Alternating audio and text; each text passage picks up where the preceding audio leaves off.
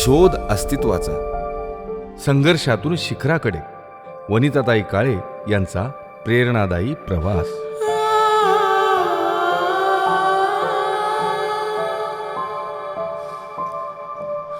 काट्यांवर चालत चालत फुलांचा संसार घडवणारी ती एक स्त्री नाही, ती एक जिद्द आहे, एक इतिहास आहे.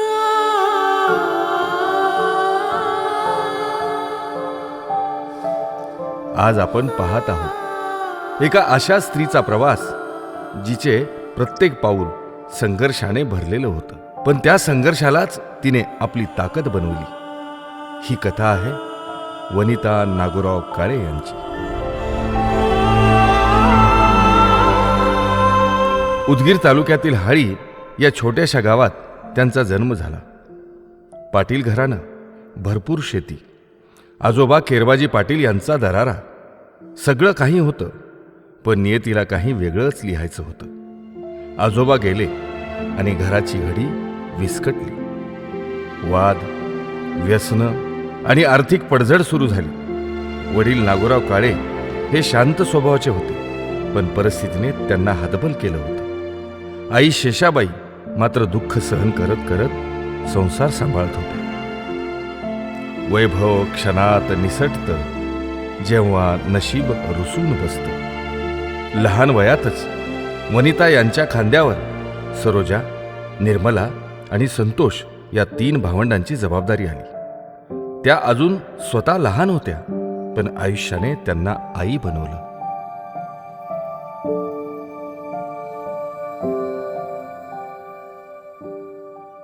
आणि त्याच वेळी आई कॅन्सरशी झुंज देत होती आणि शेवटच्या क्षणी त्यांनी वनिताचा हात धरून सांगितलं, आता माझ्या सगळ्या लेकरांना सांभाळतो आई. आई आई.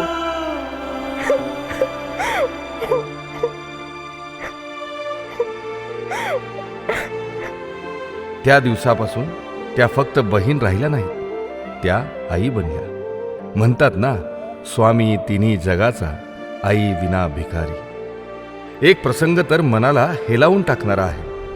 घरात अन्न नव्हतं, उपासमारीची वेळ होती. वनिता दिवसभर गंगा आईकडे काम करत आणि संध्याकाळी गंगा आईकडून मिळालेल्या भाकरीवर 4 भावंडांच्या पोटाची खळगी भरायच्या. एके दिवशी सायंकाळचे 5 वाजले. इकडे सर्व भावंडे भुकेने कासावीस झाले होते. गंगा आईने पोत्यातले भाकरीचे तुकडे न पाहता पटकन काढून दिले. जवळपास अंधार पडला होता. ते तुकडे तसेच घेऊन उखळात वाटले. पाण्यात भिजवून सर्वांनी खाल्ले. उरलेले तुकडे दुसऱ्या दिवशी खाता येतील म्हणून डब्यात तसेच घालून ठेवले. पण वनिताने दुसऱ्या दिवशी जेव्हा डब्बा उघडला तेव्हा त्या भाकरीमध्ये आळ्या पडलेल्या होत्या. क्षणभर ती स्तब्ध झाली. डोळ्यात पाणी आले, पण भूक जास्त मोठी होती. त्या आळ्या फटकून पुन्हा तेच खाल्ले. भूक शिकवते जगणं आणि दुःख शिकवतं लढणं. परिस्थिती इतकी बिकट होती की एक वेळ अशी आली की शिक्षण थांबवण्याचा निर्णय झाला. आता लग्न करून टाकावं असं घरच्यांना वाटू लागलं. पण त्याच वेळी गोविंद निटुरे यांनी पुढे ठामपणे सांगितलं, अन्नासाठी मोताज असताना, पुस्तकं न मिळत असताना, शाळेत न घालायचं असताना ज्या मुलीनं शाळेमध्ये मी सांगितल्यानंतर प्रवेश घेतला, 8वी 9वी 10वी 11वी 12वी हे शिक्षण घेतलं, ह्या सगळ्या काळात सुरुवातीलाच मी शाबासकी देतो वनिताला की वनिता काळेनी खरोखरच माझ्यावर उपकार केले. का? कारण शिक्षण घेणं सगळ्यालाच मी सांगत असतो, पण किती लोक ऐकतात? फार कमी लोक ऐकतात. आणि त्यांच्यातील जे स्पार्क आहे, जे तेज आहे, जे अपदीप भव म्हटल्याप्रमाणे आपला दिवा आपणच तयार करून प्रकाश पैदा करून वाटचाल करणे, हा जो भाग आहे तो भाग आमच्या वनितामध्ये आहे. वडिलांनी शेती विकून ट्रक घेतला, पण साथीदारांच्या बेजबाबदारपणामुळे तोही गमवावा लागला. मामा, नातेवाईक कोणाकडूनही अपेक्षित आधार मिळाला नाही. जगाने वारंवार तोडलं, पण ती मात्र तुटली नाही. आई गेल्यानंतर वनिता 3 लहान भावंडांना घेऊन पुन्हा आईला परतल्या. पडीक घर, ना वीज ना अन्न, पण त्यांनी स्वतःच्या हाताने ते घर लिपून पुन्हा उभा केलं. त्यावेळी गंगामाई आणि राजेसाहेब शेषराव काळे यांनी दिलेला आधार हा त्यांच्या आयुष्यातील सर्वात मोठा आधार ठरला. आई वारल्यानंतर हाळीला 3 भावंड घेऊन आल्यानंतर इथं उदरनिर्वाह भागविण्यात आम्ही काही सहकार्य केलं आणि भावकीनं काही, आणि त्यांनी सगळं घर हे सगळं साफसूफ करून सगळं हाताने सारवून राहायला सुरुवात केली.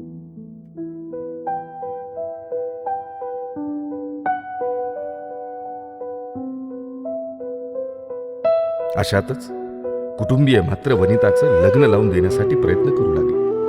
पण वनिता ठाम होत्या, मी माझ्या भावंडांना सोडून जाणार नाही. संदीपान माने यांच्याशी जुळून आलेल्या लग्न संबंधाची बोलणी त्यांनी नाकारली. पण नीतीने इथेही एक सुंदर वळण ठेवलं होतं. संदीपान रामराव माने यांची भेट झाली.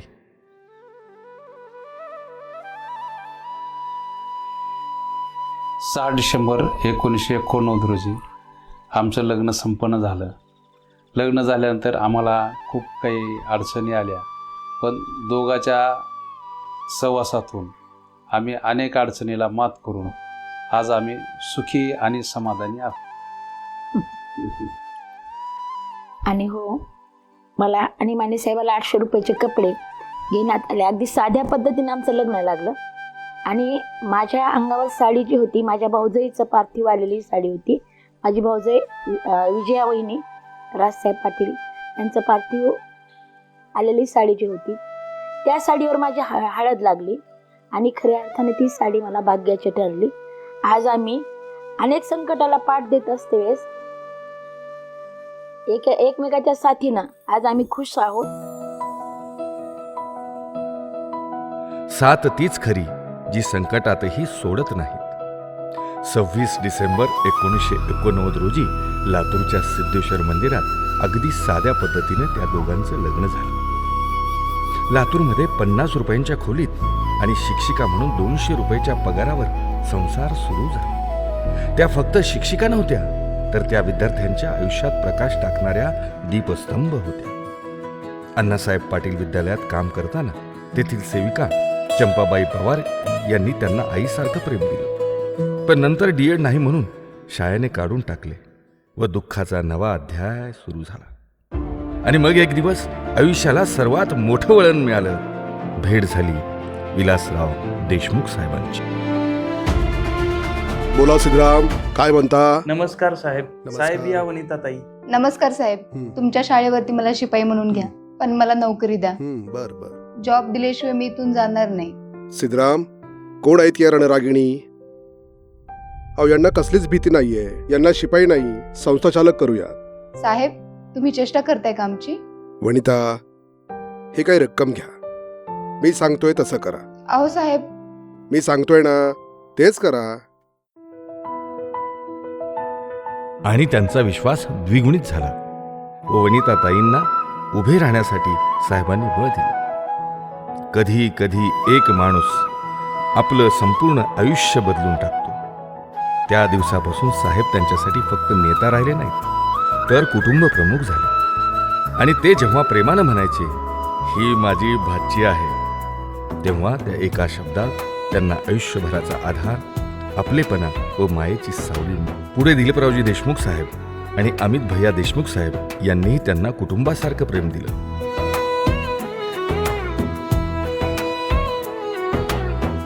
हरिपाल बाबा, गंदाज भाऊ, बाबूराव सोमवंशी या तिघांनी शाळेच्या जागेसाठी खूप मदत केली. हा. ते आपण गावाचा काढायचा फरक पडलाय. फरक आहे. गुणवत्ता पण चांगली आहे. खूप लेकरं चांगले डॉक्टर झाले, 4-5 लेकरं. तसेच त्यांच्या सहकार्याने व मार्गदर्शनाने 3 विद्यार्थ्यांपासून सुरू झालेली शाळा आज मोठ्या संस्थेत रूपांतरित झाली आहे. वनिताताईंनी केवळ स्वतःचंच आयुष्य घडवलं असं नाही, तर शेकडो विद्यार्थ्यांच्या भविष्याला दिशा दिली. मॅडम आम्हाला नेहमीच मार्गदर्शन करतात, त्याचप्रमाणे मी अभ्यास करेन आणि माझं आणि शाळेचं नाव मोठं करेन.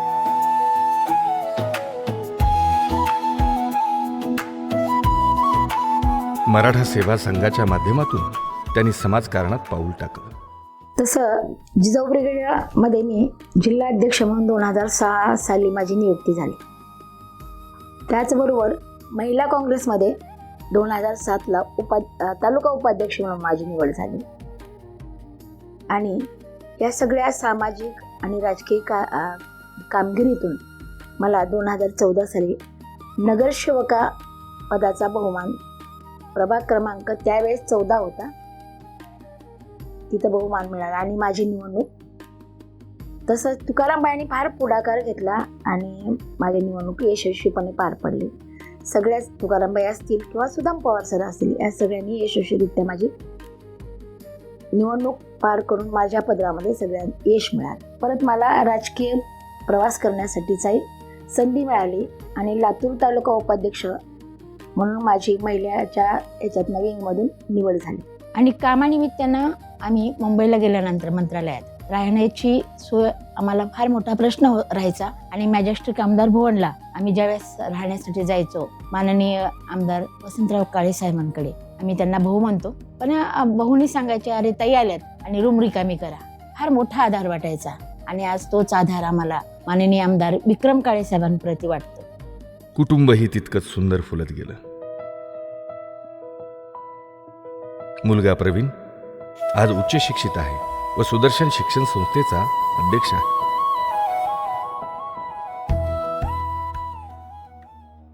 आईने अतिशय प्रतिकूल परिस्थितीमध्ये मात करत आम्हाला शिकवलं, वाढवलं. आईने वेळप्रसंगी स्वतः उपाशी राहिली असेल, परंतु आम्हाला कधीच कुठल्याही गोष्टीची कमी नाही भासू दिली. आईने खूप जिद्दीने, चिकाटीने, धाडसाने सुदर्शन शाळा उभी केली. वडिलांचं याला भक्कम पाठबळ याला होतं. माझ्या आई वडिलांचं स्थान माझ्यासाठी देवापेक्षाही मोठं आहे. संस्कारिक सून मनीषा, जुळ्या गोड नाती यशदा व ज्ञानदा. मुलगा आकाश सुदर्शन शिक्षण संस्थेचा सचिव आहे. कर्तव्यदक्ष सून प्रतीक्षा. बहीण माया जी संस्थेची कोषाध्यक्ष आहे. आणि आयुष्यात दुःखाचे प्रसंगही आले.